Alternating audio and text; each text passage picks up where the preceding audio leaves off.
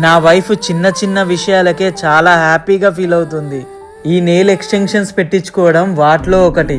మీకు ఇది చాలా చిన్న విషయమై ఉండొచ్చు, కాకపోతే నా వైఫ్ హ్యాపీనెస్ ముందు ఇది నాకు చాలా పెద్ద విషయం.